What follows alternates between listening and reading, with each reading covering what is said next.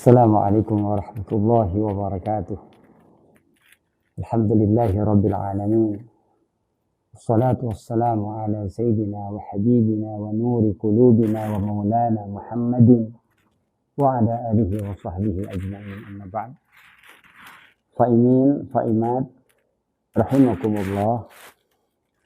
Pada sesi kedua ini kita akan membahas apa saja yang membatalkan pahala puasa dari Allah Subhanahu wa taala. Baginda yang mulia Nabi besar Muhammad sallallahu alaihi wasallam bersabda, "Khamsatu asya tuhbitus shaum." Khamsatu asya, ada 5 perkara dawuh baginda, tuhbitus shaum, yang membatalkan puasa. Yang pertama adalah al-kadzibu.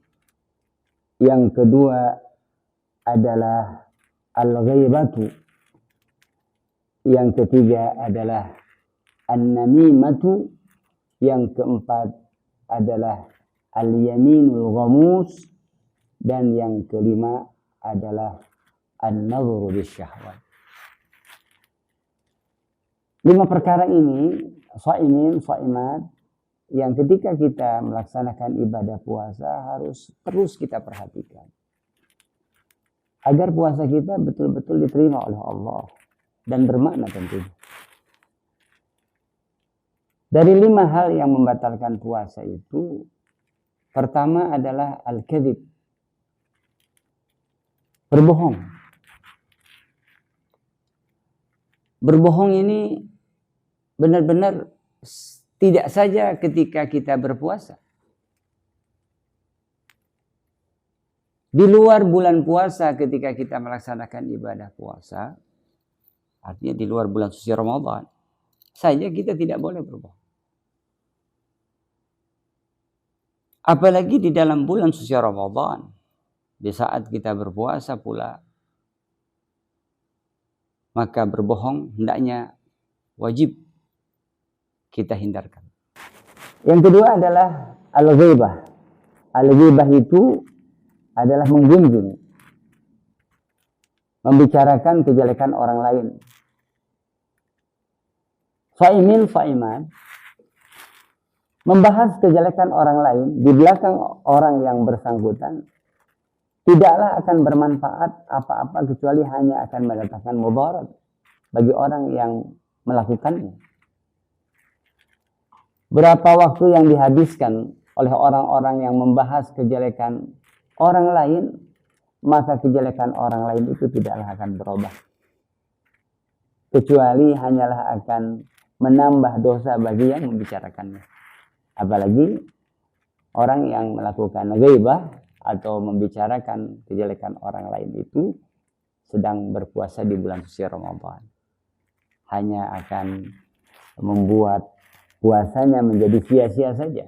Maka dari itu, fa'imin, fa'imat, ghaibah, menggunjing, wajib kita hindari.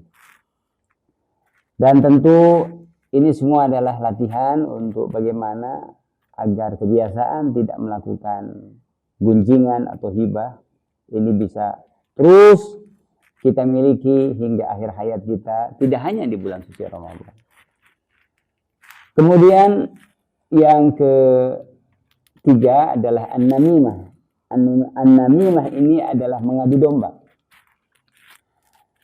Mengadu domba, apalagi maaf, fa'imin, fa'imat, tahun 2023 ini sudah mendekati tahun politik. Tentu akan sangat sekali banyak hal yang akan dibahas terkait dengan pembahasan yang mengarah kepada adu domba. Ini mohon maaf, ini sedianya kita perhatikan, jangan sampai ada bahasa atau narasi pembicaraan kita yang mengarah kepada an-namimah, karena di samping memang akan menghasilkan sesuatu yang sangat tidak baik, juga akan membuat puasa kita menjadi sia-sia. Kemudian yang keempat adalah al-yaminul ghamus, sumpah palsu. Jika ada hal yang diminta untuk adanya sebuah hal yang meyakinkan, Ini tidak hanya sekedar sumpah palsu itu di pengadilan. Shaimin, shaimat rahimakumullah.